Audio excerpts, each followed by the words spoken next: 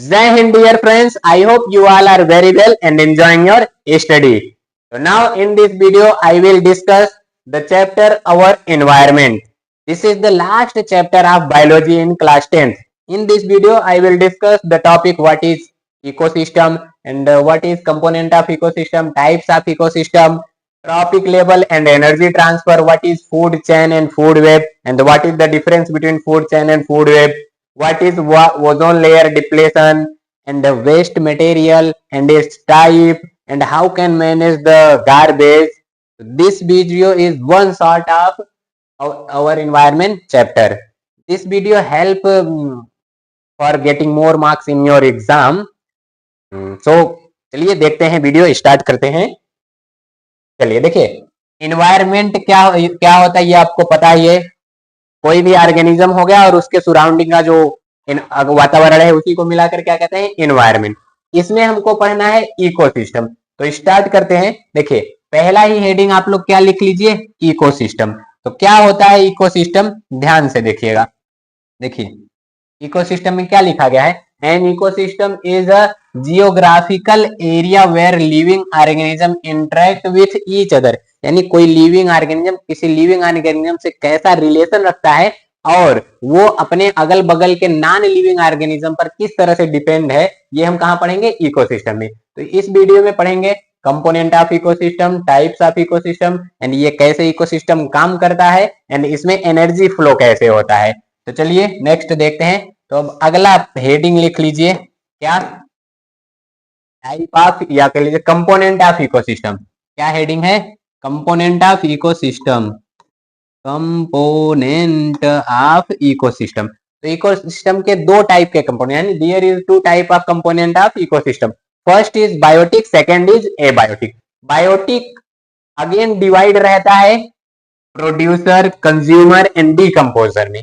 ध्यान से देखिए, बायोटिक किस में डिवाइड है, प्रोड्यूसर, कंज्यूमर एंड डीकंपोजर में। कंज्यूमर अगेन डिवाइड हो जाता है कितने में, प्राइमरी कंज्यूमर, सेकेंडरी कंज्यूमर और टर्शियरी कंज्यूमर, इन सब में डिवाइड हो जाता है। अगर हम इसी का ये देखें एबायोटिक कंपोनेंट, तो इसमें आ जाता है air, water, wind, soil, temperature, rainfall, ये सब इसमें आ जाते हैं। तो एक मिनट जरा मैं फैन लगा दूं तो चल जाओ भाई, फैन चल जाओ। चलिए फैन भी चल गया। तो नेक्स्ट अब एक एक को हम समझ लेते हैं। फर्स्ट हेडिंग क्या है, एबायोटिक कंपोनेंट। क्या होता है एबायोटिक कंपोनेंट, तो देखिए एबायोटिक, ए का मतलब अब्सेंट, बायोटिक का मतलब होता है लाइफ प्रोसेस। यानी जिस भी ऑर्गेनिज्म में लाइफ प्रोसेस होता है, डाइजेशन, एक्सक्रेशन, रेस्पिरेशन होता है, उसी को कहते हैं बायोटिक कंपोनेंट।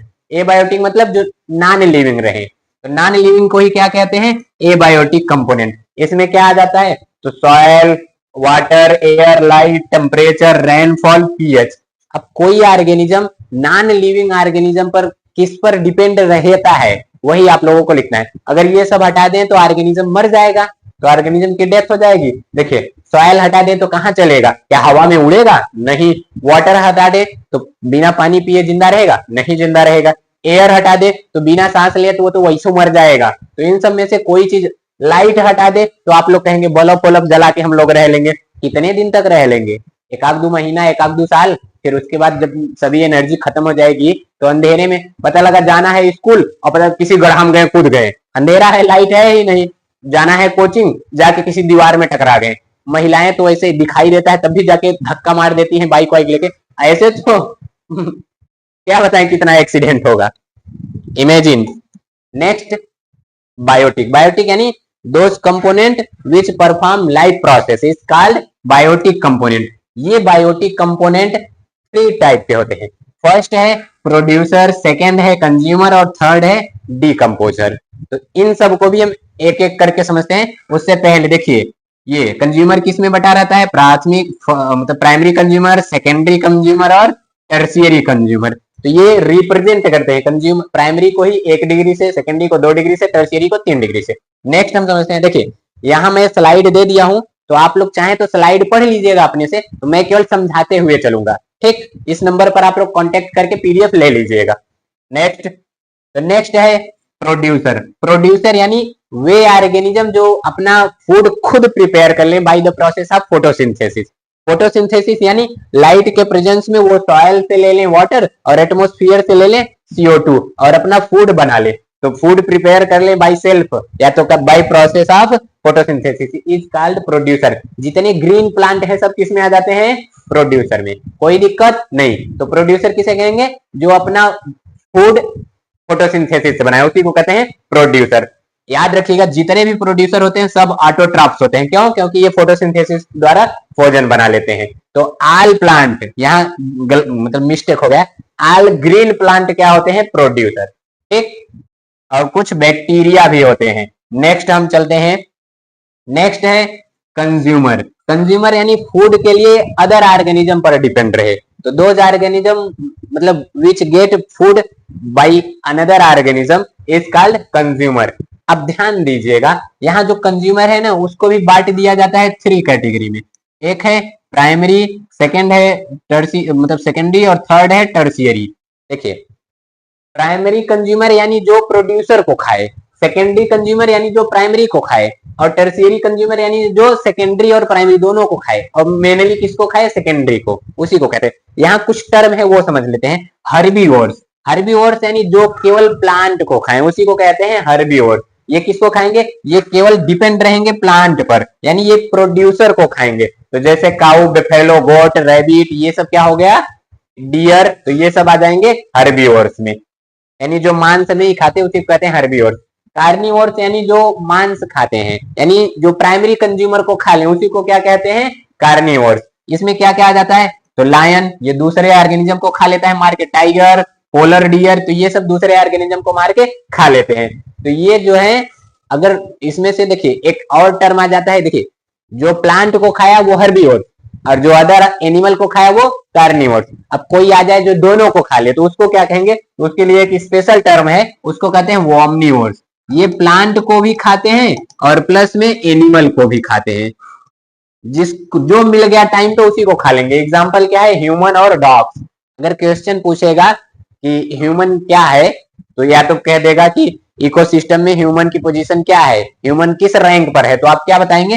ह्यूमन है वॉमनिवोर्स। ठीक, अब यही याद रखिएगा कंज्यूमर में जो प्रोड्यूसर हैं ये क्या करेंगे? ये फूड प्रिपेयर करेंगे by the process of photosynthesis. तो इनको जो खाएगा उसको कहेंगे प्राइमरी कंज्यूमर। क्या कहेंगे? Primary consumer. अब प्राइमरी को जो खाएगा उसको क्या कहते हैं? उसको कहते हैं सेकेंडरी। क्या कहते हैं? सेकेंडरी। सेकेंडरी को जो खाएगा वो है टर्सियरी।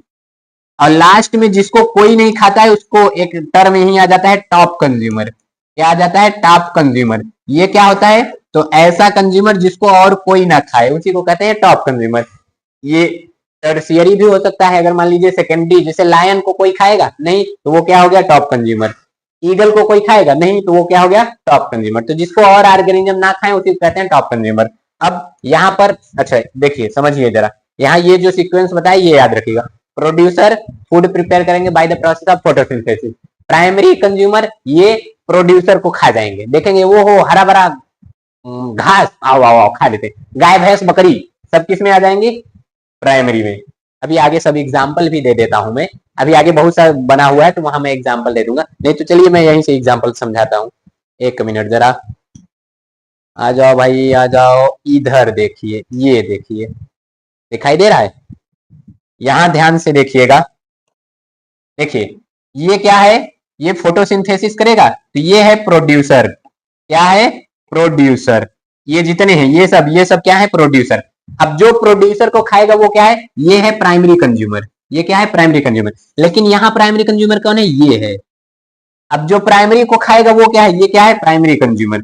अब जो भी प्राइमरी को खाएगा ये क्या है? ये सेकेंडरी कंज्यूमर है।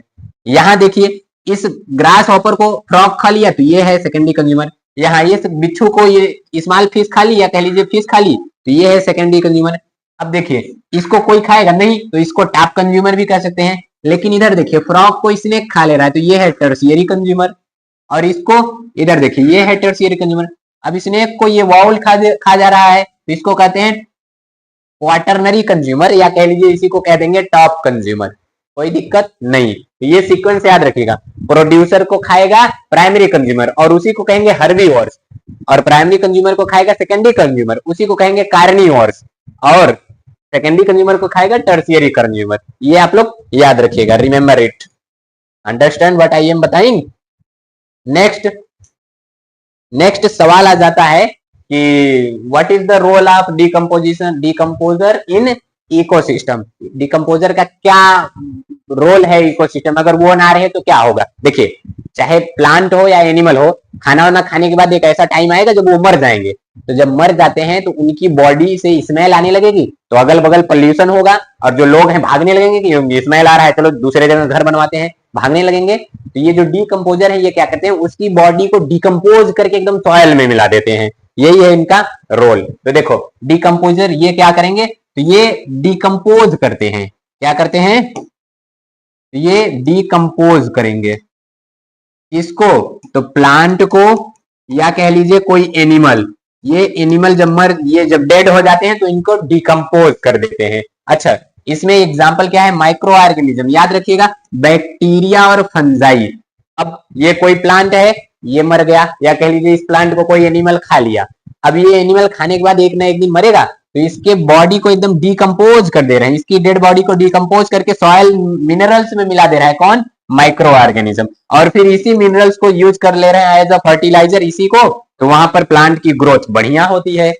नेक्स्ट हम समझते हैं टाइप्स ऑफ इकोसिस्टम। तो देखिए, इकोसिस्टम टू टाइप होता है। कितने टाइप का, टू टाइप का। अगर नेचुरली बन गया तो उसको कहेंगे नेचुरल इकोसिस्टम, और मैन, अगर ह्यूमन इन्वॉल्व हो गया तो उसको कहेंगे मैन मेड या आर्टिफिशियल। अंडरस्टैंड। तो देखिए, नेचुरल कितने प्रकार का, दो। अगर टेररिस्ट पे बना तो टेरेस्ट्रियल, वाटर में बना तो एक्वेटिक। वो अब टेरेस्ट्रियल में भी क्या क्या आ जा सकता है, फॉरेस्ट, ग्रासलैंड और डेजर्ट, ये टेरेस्ट पर हो सकते हैं। माउंटेन, ये टेरेस्ट पे हो सकता है। एक्वेटिक एनिमल, ये एक्वेटिक इकोसिस्टम भी दो टाइप होता है, एक मेराइन वाटर यानी जो जिसमें साल्ट की अमाउंट ज्यादा हो, और एक फ्रेश वाटर यानी जिसको हम पी सके। इसी को हम एक और चार्ट द्वारा समझते हैं, ये देखो। तो इकोसिस्टम कितने टाइप का, दो टाइप का, नेचुरल, मैन मेड। ये सब चार्ट क्लियर है। अब हम एक एक को डिस्कस करता हूं आगे। चलो देखो, क्या है नेचुरल। ये जो नेचुरल इकोसिस्टम होता है, ये नेचुरली बना होता है, ठीक। और ये ऐसे इंडिपेंडेंटली रन करता रहता है, अगर किसी को हटा दो तो कोई फर्क वरक नहीं पड़ेगा। तो ये कोई बनाया नहीं, ये नेचर बना दी है, चलो हम बना दिए हैं। इसमें ह्यूमन का इंटरफेयर नहीं रहता। कौन बनाया है, नेचर। अच्छा, इसमें क्या क्या आ जाता है, ये दो टाइप का होता है। कौन कौन, तो एक होता है टेरेस्ट्रियल और एक होता है एक्वेटिक। टेरेस्ट्रियल में ये सब आ जा रहे हैं, forest, mountain, desert, grassland. Aquatic में ये आ जा रहा है, रिवर, पॉन्ड, लेक, सी, ये सब आ जा रहा है। तो बाकी आप तो पढ़ ही लेंगे, ठीक। अब देखिए, ये नेचुरल इकोसिस्टम अगर जमीन पे बना तो उसको कहेंगे टेरेस्ट्रियल इकोसिस्टम। पानी में बन गया तो उसको कहेंगे एक्वेटिक इकोसिस्टम। नेक्स्ट समझते हैं, नेक्स्ट है मैन मेड, या कह लीजिए आर्टिफिशियल। इसी को मैन मेड भी कहते हैं, क्यों, क्योंकि इसमें ह्यूमन इन्वॉल्व रहता है। अच्छा, क्या क्या इसमें आ जाएगा, क्रॉप फील्ड हो गई, गार्डन हो गया, एक्वेरियम, पोल्ट्री फार्म, तो ये सब क्या हो गए, man made. Any confusion, nothing. चलिए आगे बढ़ते हैं। नेक्स्ट है ट्रॉपिक लेवल। ये ट्रॉपिक लेवल होता क्या है पता है, position of organism in ecosystem is called trophic level. क्या, position of organism in ecosystem, ecosystem, या कह लीजिए इन फूड चैन, इन फूड चैन। अब ये फूड चैन क्या होता है आगे समझाता हूं। तो किस ऑर्गेनिज्म की क्या रैंकिंग है, यानी वो कब खाना खा रहा है, सबसे पहले खा रहा है, बाद में खा रहा है, उसी के हिसाब से। जैसे देखिए, ये जो प्रोड्यूसर है, जितने भी प्रोड्यूसर है सबसे पहले फूड को वही बनाते हैं, तो प्रोड्यूसर को कहते हैं T1, मतलब फर्स्ट ट्रॉपिक लेवल। अब इस प्रोड्यूसर को कौन खाता है, प्राइमरी कंज्यूमर। तो ये जो प्राइमरी कंज्यूमर है, इसके बाद खाना बनाए तो इसको कहते हैं T2, ठीक। यानी जो सबसे पहले फूड का फॉर्मेशन करता है उसको क्या कहते हैं, प्रोड्यूसर। उसकी रैंकिंग क्या है, पहली, यानी T1, ठीक, ट्रॉपिक लेवल फर्स्ट। और ये primary consumer trophic level second, tertiary तो ये ट्रॉपिक लेवल थर्ड, और ये नहीं सेकेंडरी, ये सेकेंडरी कंज्यूमर किस लेवल में है, थर्ड ट्रॉपिक लेवल में। टर्शियरी कंज्यूमर किस में है, तो ये फोर्थ ट्रॉपिक लेवल में। अगर ये बढ़ता जाएगा तो वो भी बढ़ता जाएगा। क्वार्टरनरी तो ये फिफ्थ ट्रॉपिक लेवल। तो ट्रॉपिक लेवल है क्या, position of organism in food chain, या कह लो ranking of organism in food chain. अगर मैं कहूं स्नेक का ट्रॉपिक लेवल क्या है तो कहोगे फोर्थ ट्रॉपिक लेवल। ये है ट्रॉपिक लेवल, कोई दिक्कत नहीं। नेक्स्ट हम समझते हैं, देखो ये देखो इस प्रोड्यूसर को ये प्राइमरी खा ले रहा है, प्राइमरी को सेकेंडरी, सेकेंडरी को टर्शियरी, टर्शियरी को क्वार्टरनरी। इसी को टॉप कंज्यूमर कह सकते हो, इसको कोई नहीं खा रहा है। नेक्स्ट समझते हैं। अब हम इकोसिस्टम, देखो एक टॉपिक होता है फूड चेन, एक होता है फूड वेब। तो इसको हम समझते हैं। यहाँ पर स्लाइड दिए हैं, आप लोग ये पढ़ लीजिएगा। देखिए ये फूड चेन होता क्या है, हम ऑर्गेनिज्म का, जो ऑर्गेनिज्म का एक सीक्वेंस तैयार कर ले, केवल एक ही सीक्वेंस, उसमें एक को दूसरा खाता रहे, यही इसी का एक सीक्वेंस तैयार कर ले तो उसी को कहते हैं फूड चेन। क्या कहते हैं? Food chain. और एक होता है फूड वेब। दोनों को हम समझ जाते हैं एक चित्र के द्वारा, एक स्ट्रक्चर के द्वारा। देखो जैसे ये ट्री है, इस ट्री को कौन खा लिया? डियर। और इस डियर को कौन खा ले रहा है? तो इस डियर को खा ले रहा है लायन। इससे एक चैन बन जा रही कि नहीं? इसको ये खा रहा है, इसको ये खा रहा है। ये जो चैन है, देखो इसका फूड ये है, इसका फूड ये है, तो इसी को कहते हैं फूड चैन। किसी फॉरेस्ट में देखेंगे तो फॉरेस्ट का इकोसिस्टम तो यही है ना, फॉरेस्ट में यही होता है। अगर ये देखो कोई फ्लावर है, उससे जो फ्लाइज रहती हैं अपना रस लेंगी, यानी कह लो उससे अपना फूड प्राप्त कर रही है। ये फ्रॉग इस फ्लाई को खा जा रहा है, स्नेक इसको खा जा रहा है, और ये ईगल स्नेक को खा जा रहा है। तो ये सब है एक फूड चैन। इसी को हम इस एनसीईआरटी वाला दिखाता हूं तुमको। ये देखो एनसीईआरटी का, तो देखो ये क्या है? प्रोड्यूसर कौन खाया? Primary consumer, secondary consumer. तो ये देखो एक चैन बन जा रहा है, एक कह लो सीक्वेंस बन जा रहा है कि नहीं, इसी को कहते हैं फूड चैन। फूड वेब समझते हैं। देखो ये फूड चैन था, इधर देखो एक चैन बन रहा है कि नहीं, इधर खाते हुए एक चैन बन जा रही है। फूड वेब समझते हैं। अभी दोनों में देखो कई फूड चैन को मिला दें, कंज्यूम कर दें, कई फूड चैन को कंबाइन कर दें, उसी से बन जाता है फूड वेब। दोनों में डिफरेंस बता देता हूं। देखो ये ग्रास है, इस ग्रास को रैबिट भी खा रहा है, माउस भी खा रहा है, और इधर ग्रास हॉपर भी। इस ग्रास हॉपर को बर्ड भी खा रहा है, फ्रॉग भी खा रहा है। और इस माउस को देखो, ये वॉल्फ भी खा ले रही है, ईगल पाएगा ये भी खा लेगा, और ये उल्लू पाएगा ये भी पाएगा। कोई लड़की देखेगी तो कोई भूख को लगा रहेगा, वो भी मूस मार के खा जाएगी। ठीक, तो ये सब क्या है? Food web. दोनों में हम डिफरेंस बताता हूं। देखो ये सब आप लोग पढ़ लीजिएगा, दोनों में डिफरेंस क्या है, ये चित्र देख लीजिए। कई तो फूड चैन एक दूसरे में कंबाइन कर दिए गए हैं तो बन गया फूड वेब। देखिए अगर हम फूड चैन देखें तो फूड चैन होता क्या है, यहाँ दिखाया गया ना, a series of organism each dependent on the next as source of food. यानी कोई एक सीरीज रहे जिसमें आगे वाला अपने पीछे वाले पर डिपेंड रहे, तो इससे जो सीरीज बन रही है, या कह लीजिए जो चैन बन रहा है, उसे कहते हैं फूड चैन। और कई ठो फूड चैन को कंबाइन कर दें तो बन जाता है फूड वेब, यानी नेटवर्क लाइक स्ट्रक्चर हो जाता है फूड वेब। अगर दोनों का स्ट्रक्चर या कह लीजिए कॉम्प्लेक्सिटी देखें तो फूड चैन सिंपल होता है, फूड वेब कॉम्प्लेक्स होता है। अच्छा एक बात और याद रखिएगा, अगर पाथ हम देखेंगे तो पाथ इसका रहता है सिंगल पाथ, और वो एक ही पार्टिकुलर डायरेक्शन में रहता है, किसका? फूड चैन का। यहाँ पर देखिए आप लोग, इसमें देखिए, देखिए एक ही सिंगल डायरेक्शन है कि नहीं है, यानी सिंपल पाथ। इधर देखिए ये उधर जा रहा है, इसको ग्रास हॉपर को देखिए रैट भी खा ले रहा है, फ्रॉग भी खा ले रहा है, बर्ड भी खा लेती हैं इसको, तो ये एक ही डायरेक्शन में है नहीं। तो यहाँ वेरियस डायरेक्शन, इधर सिंगल डायरेक्शन। फूड ट्रांसफर का, एनर्जी ट्रांसफर का इधर सिंगल डायरेक्शन, इधर वेरियस डायरेक्शन।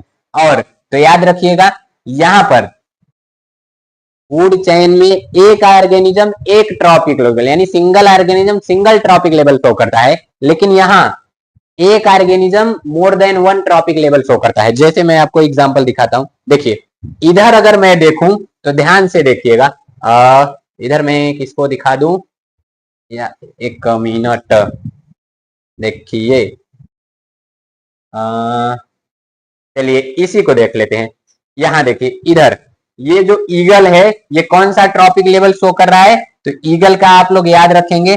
देखिए ये क्या हो जाएगा, T1, ये T2, ये T3, ये T4 और ये T5। तो ये चाहे इधर सीधे ही आए हैं तो T5 यानी फिफ्थ ट्रॉपिक लेवल शो कर रहा है, लेकिन इधर देखो अगर मैं इधर से स्टार्ट किया तो ये T1 और ये T2 और ये क्या हो गया T3, ये स्टार्ट किया, ये सीक्वेंस गया, तो इधर ये कौन सा शो किया, T3 ट्रॉपिक लेवल। लेकिन अब देखो ये है T1, ये है T2 और ये हो जाएगा T3, यहाँ हो गया कि नहीं ये T4।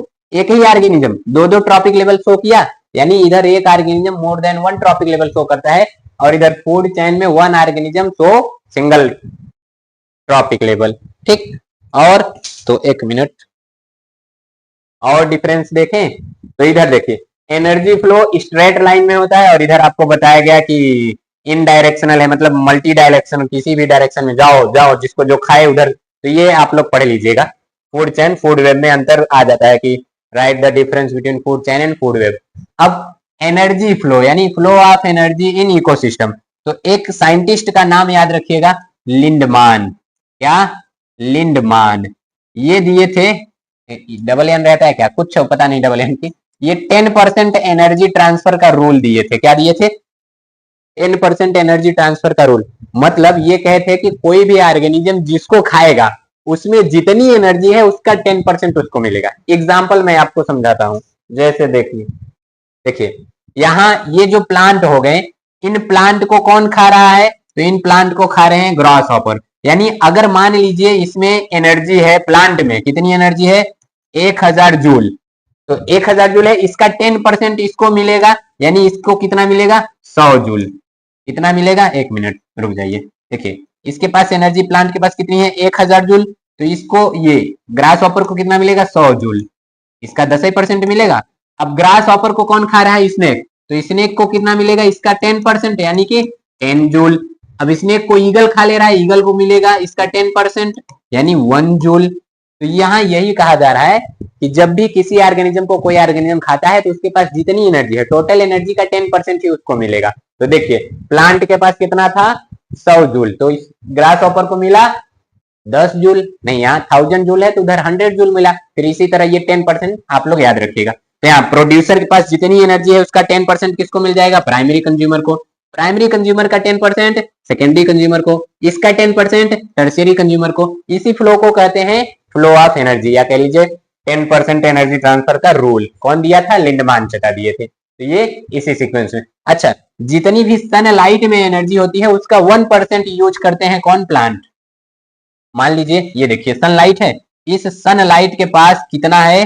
मान लीजिए 100 जूल है। कितना? 100 जूल। तो इसका 1 जूल ये यूज करेंगे। कितना? 1 जूल। और इसका 10% ये, 10% ये, 10% ये। तो बाकी यहाँ क्वेश्चन आ जाता है 90% एनर्जी कहाँ चली जाती है? तो 90% एनर्जी उसके बॉडी को ग्रो होने में खर्च हो जाती है।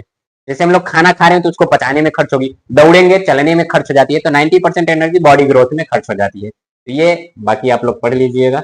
नेक्स्ट समझते हैं क्या? Bio magnification. देखिए ये बायो का मतलब होता है लिविंग। क्या होता है? Living organism. क्या मतलब होता है? लिविंग। मैग्निफिकेशन का मतलब होता है इंक्रीज। तो देखिए जब भी कोई टॉक्सिक सब्सटेंस लिविंग ऑर्गेनिज्म के कांटेक्ट में आता है तो उसका अमाउंट या कह लीजिए कंसंट्रेशन इंक्रीज होने लगता है, उसी को कहते हैं बायो मैग्निफिकेशन। जैसे ये देखिए इसके अंदर मान लीजिए ये कीड़े मकोड़े हैं, गए किसी टॉक्सिक सब्सटेंस को फीड कर लिए, खा लिए। अब इसको ये चूहा खाया, इसके अंदर इसका जितना भी अमाउंट है इसके अंदर जाके इंक्रीज हो जाएगा, और आगे जाएगा और इंक्रीज हो जाएगा। आप ऐसे समझिए, इधर देखिए जैसे कोई भी प्लास्टिक है, देखिए एक होता है नॉन बायोडिग्रेडेबल सब्सटेंस, तो इसको मैं आगे समझाता हूँ। ये जो बायोडिग्रेडेबल सब्सटेंस होता है ये इन्वायरमेंट के लिए पोल्यूशन मतलब कार्य करता है। तो यहाँ इससे समझिए कहाँ गया, ये देखिए जैसे कोई पॉन्ड हो गया, इस पॉन्ड में टॉक्सिक सब्सटेंस का अमाउंट जो है वो है 1 ppm। कितना है? 1 ppm। पीपीएम मतलब पार्ट पर मिलियन यूनिट है। अब इस पॉन्ड से इस टॉक्सिक सब्सटेंस को कौन खा लिया? प्लैंकटन। इसके अंदर उसका कंसंट्रेशन 2 ppm हो गया। इस प्लैंकटन को खा ली छोटी की मछली, इस छोटकी मछली के अंदर उसका कंसंट्रेशन 5 ppm। इस छोटकी मछली को खा ली बड़की मछली, उसका कंसंट्रेशन हो गया 200 ppm। और इसको खा लिया कोई ह्यूमन, इसमें हो गया देखिए 1600 ppm। तो इसका जैसे जैसे ये ट्रांसफर होता जा रहा है नेक्स्ट टॉपिक लेवल में, उसका अमाउंट या कह लीजिए कंसंट्रेशन इंक्रीज होता जा रहा है। इसी को कहते हैं बायोमैग्निफिकेशन। कोई दिक्कत नहीं। नेक्स्ट हम समझते हैं। नेक्स्ट है देखिए बायोडिग्रेडेबल। तो ये सब आप लोग पढ़ लीजिएगा। जितना, एक बात याद रखिए, जितना हाईएस्ट ट्रॉपिक लेवल होगा उतना ही हाईएस्ट उसमें ये होगा बायो मतलब कंसंट्रेशन टॉक्सिक सब्सटेंस का उतना ही ज्यादा होगा। और जितना लोएस्ट रहेगा उसमें, अच्छा यहाँ एक बात यहाँ समझिए, अगर हाईएस्ट ट्रॉपिक लेवल है 5th ट्रॉपिक लेवल, तो इसमें टॉक्सिक सब्सटेंस की मात्रा भी हाईएस्ट रहेगी और इसको एनर्जी कम मिलेगी। ये यहाँ लिखा गया है। नेक्स्ट ये वही बताया गया है। देखिए इस प्लैंकटन में एक टॉक्सिक सब्सटेंस है, इसको ये मछलियां खाई, इसमें कई ठो हो गए। इसको ये मछली खा ली, इसमें और बढ़ गए, इसमें और बढ़ गए, तो ये टॉक्सिक सब्सटेंस बढ़ते जाते हैं। इसी को कहते हैं बायोमैग्निफिकेशन। इसी को क्या कहेंगे, बायोमैग्निफिकेशन।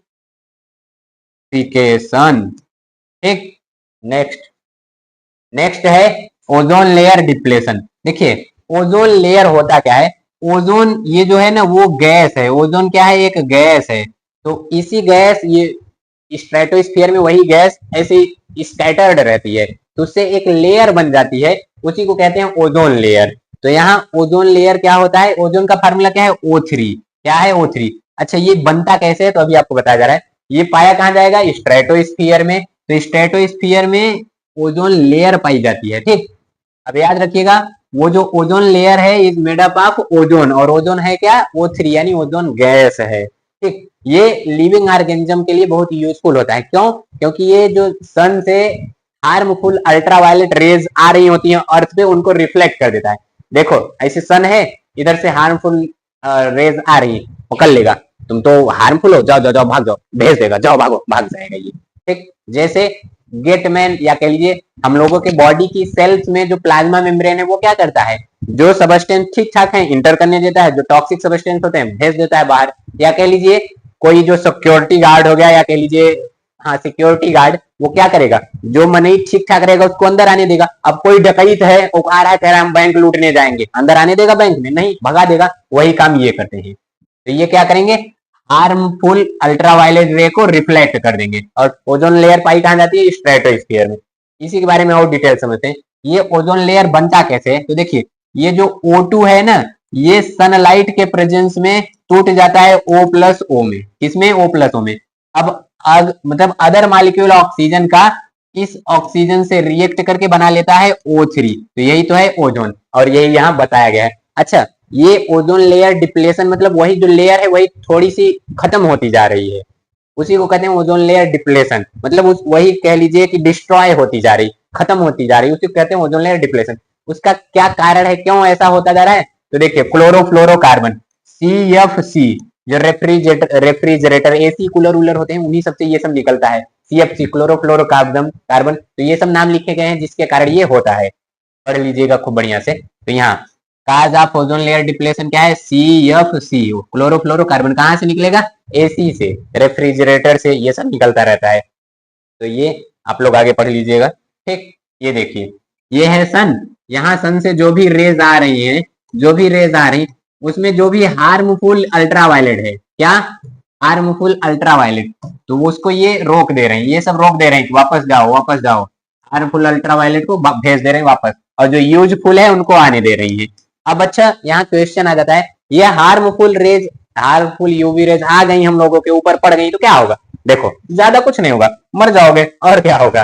तो जैसे ही वो आएंगी तो क्या होगा, हमारे स्किन पे पड़ेंगी तो स्किन कैंसर हो जाता है। तो जो महिलाएं खूब बढ़िया बढ़िया suns protection bullet proof cream लगा के ऐश्वर्या राय की नहीं चमक के चलती हैं, एकदम करिया जाएंगी, स्किन कैंसर हो जाएगा, दाना दाना पड़ जाएगा, और कैटरैक्ट हो जाएगा, आंखों में डिजीज हो जाएगा, DNA डैमेज हो जाएगा। जैसे लड़कियों के हाथ में 5 उंगली है, DNA डैमेज हो गया, 3 ठो हाथ बन गया, 12 ठो हाथ बन गया, दुर्गा माई काली माई बन गई वो लोग। तो ये DNA डैमेज कर देता है। और स्किन कैंसर होता है, ये तो बताया ही गया। और तो जो प्लांट होते हैं उन पर भी इनका हार्मफुल इफेक्ट पड़ता है, एक्वेटिक एनिमल पर हार्मफुल इफेक्ट पड़ता है। तो ये सब आप लोग पढ़ लीजिएगा। नेक्स्ट हम समझते हैं वेस्ट मैनेजमेंट। अच्छा, जो वेस्ट सबस्टेंस है वो 2 टाइप के होते हैं। तो वेस्ट सबस्टेंस कितने टाइप के होते हैं, 2 टाइप के। अच्छा कौन कौन, तो एक है बायोडिग्रेडेबल, यानी ऐसा वेस्ट सबस्टेंस जिसका जिसका डिकम्पोज हो जाए माइक्रो ऑर्गेनिज्म के सहायता से, उसी को क्या कहते हैं, बायोडिग्रेडेबल। बायो मतलब लिविंग ऑर्गेनिज्म, डिग्रेडेबल मतलब ब्रेक डाउन। तो जब लिविंग ऑर्गेनिज्म के हेल्प से उनका ब्रेकडाउन या कह लो डिकम्पोज हो जाए, उसी को कहते हैं बायोडिग्रेडेबल वेस्ट। एग्जांपल, तो ये waste paper, fruit, wood, vegetables खराब हो जाए तो फेंक देते हैं, तो ये सब उसमें आ जाएंगे। और तो दूसरा होता है non biodegradable. Non biodegradable what is, तो देखिए ये क्या होता है, जब हम ऐसा वेस्ट देखें जिसका डिकम्पोजिशन या जो डिकम्पोज माइक्रो ऑर्गेनिज्म के हेल्प से ना हो, उसी को कहते हैं नॉन बायोडिग्रेडेबल। एग्जाम्पल में प्लास्टिक, रबर, पॉलीथीन ये सब आ जाता है। देखो aluminium foil, iron nail, DDT, radio active waste. अच्छा DDT का फुल फॉर्म होता है डाइक्लोरो डाइफेनिल ट्राइक्लोरोएथेन। याद रखिएगा, डाइक्लोरो डाइफेनिल ट्राइक्लोरोएथेन। नेक्स्ट समझते हैं। तो अब हम देखिए environmental problem and it's management. इसमें हम देखते हैं टेक्निक ऑफ वेस्ट मैनेजमेंट, कुछ ऐसी टेक्निक जिससे हम वेस्ट सब्सटेंस को एक जगह मैनेज कर सके, उससे ज्यादा पोल्यूशन ना हो सके। देखिए यहाँ पर जो ये होता है ना, ये इन्वायरमेंट में पोल्यूशन काज करता है। कौन? ये जो है नॉन बायोडिग्रेडेबल, लेकिन ये पोल्यूशन नहीं काज करता है। ये डिकम्पोज होकर बल्कि फर्टिलाइजर बन जाता है, लेकिन ये डिकम्पोज होता ही नहीं, तो ये पोल्यूशन काज करता है। अच्छा, टेक्निक में फर्स्ट टेक्निक है क्या है? प्रिपरेशन ऑफ कंपोस्ट, यानी उसका हम कंपोस्ट बना देंगे। कैसे? तो देखो खूब बढ़िया दीवाल वाल जुड़वा दिए, अब जितनी वेजिटेबल्स हैं उन सबको उसी में फेंकवा दो, तो जो भी रहेगा वेस्ट मटेरियल उसमें फेंकवा के सबको तोप दो, थोड़ा सा पानी का फुहारा मार देना, अब वो डिकम्पोज होकर कंपोस्ट बन जाएगा। फर्टिलाइजर उसका खेतों में यूज कर लो खूब बढ़िया से। ये देखो सब देख रहे हो, चारों तरफ के लोग सब देखने आए हैं, क्या करवा रहे हो भैया? घर बनवा रहे हो का? तो ये मुखिया है, कह रहे नहीं नहीं घर नहीं बनवा रहा हूँ, जो गाय वाय का गोबर ओबर है और जो भी वेस्ट मटेरियल है, पत्ती उत्ती कहीं गिर गई है, सब बटोर के लिया इसी फेंक दो, हम तुमको 5 रुपया देंगे। तो सब लोग वेस्ट सब्सटेंस इसी में लाके फेंक दिए। अब इसको खूब बढ़िया से ढक के पानी का फुहारा मार दिया, बन गया 2-4 महीना बाद कंपोस्ट। इसी में छोटा छोटा ऑर्गेनिज्म लाके छोड़ देगा, केचुआ अर्थवर्म लाके छोड़ देगा, वो सब इसको डिकम्पोज करता रहेगा। वाह, इसको तो हम खाद बना दिए। तो इसको यूज करेंगे खेतों में, बढ़िया ऑर्गेनिक फार्मिंग के लिए यही यूज किया जाता है। तो पहली मेथड क्लियर। दूसरा मेथड, अच्छा, इससे कंपोस्ट या मेन्योर बनाया जाता है, और ये बायोडिग्रेडेबल मतलब जो सब्सटेंस है उनके लिए ज्यादा इफेक्ट, मतलब वो उन्हीं के लिए ये रहता है। दूसरा है ये देखो क्या है? लैंडफिल। इसमें क्या होता है, हम एक गड्ढा बनाते हैं, अब उसमें बायोडिग्रेडेबल नॉन बायोडिग्रेडेबल दोनों डाल देते हैं, और डाल के खूब बढ़िया से मिट्टी की एक लेयर चढ़ा के बंद कर देंगे। अब वो अंदर डिकम्पोज, जो बायोडिग्रेडेबल है वो तो डिकम्पोज हो जाएगा, लेकिन जो नॉन बायोडिग्रेडेबल है उसका डिकम्पोजिशन तो होगा नहीं। तो होगा क्या, वो एक जगह स्टोर तो रहेगा। ऐसे कहीं उड़ता आनी चढ़ा, पता लगा फेंक दिए पॉलीथीन, खा के कुछ बिस्कुट उस्कुट खा के उसका रैपर ऐसे मनमानी फेंक दिए। अब जो सब बैठ के बतिया रहा है कि हाँ बताओ डार्लिंग क्या हाल है, तब से बिस्कुट का रेफर आया, ओ माय गॉड बिस्कुट का स्वाद आने लगा। इससे पोल्यूशन होता रहता है, तो वो एक जगह स्टोर रहेगा इसमें नॉन बायोडिग्रेडेबल, और जो बायोडिग्रेडेबल है उसका तो डिकम्पोज हो जाएगा वो। नेक्स्ट इसी का मेथड है देखो इंसिनरेशन। इसमें क्या होता है, इसमें जो भी वेस्ट है उसको हम जला देते हैं और कन्वर्ट कर देते हैं ऐश में। ये देखो जला के खूब बढ़िया उसको मस्त कन्वर्ट करवा दिए, अब इधर से एक व्हीकल में लाद के फेंकवा दे रहे हैं कहीं। लास्ट है रिसाइकलिंग। रिसाइकलिंग में क्या होता है, उसको हम रिसाइकल करके प्रिपेयर्ड कर लेते हैं। तो ये देखो जो पेपर हो गया, प्लास्टिक हो गया, इन सब के लिए जो अरे गांव गांव में जो आता है सुबह कूड़ा दे दो करने। अब यहाँ क्वेश्चन आ जाता है कि ये 3R का क्या मतलब है, और इसी को लिख देगा RRR और कह देगा कि फुल फॉर्म लिखो। तो इसका फुल फॉर्म होता है, फर्स्ट R का मतलब रिड्यूस, यानी आप ऐसा सब्सटेंस यूज करें कि जो पोल्यूशन कम करे। अगला होता है रीयूज, यानी ऐसा सब्सटेंस यूज करो जिसको हम दोबारा यूज कर सके। और लास्ट होता है रिसाइकल। तो ये होता है RRR का फुल फॉर्म। RRR का फुल फॉर्म वो पिक्चर जो निकला था वो वाला नहीं है, यहाँ RRR इससे संबंधित है। ठीक, तो ये था पूरा chapter. Any confusion in this chapter then you comment on comment section. बाकी अच्छा खत्म हो गया क्या जी? ठीक, तो ये दिया गया है कांटेक्ट नंबर, यहाँ कांटेक्ट करके आप लोग पीडीएफ ले लीजिएगा। I hope this video is very useful for your exam preparation and you understand all about the topic. Then मिलते हैं नेक्स्ट वीडियो में, तब तक के लिए जय हिंद।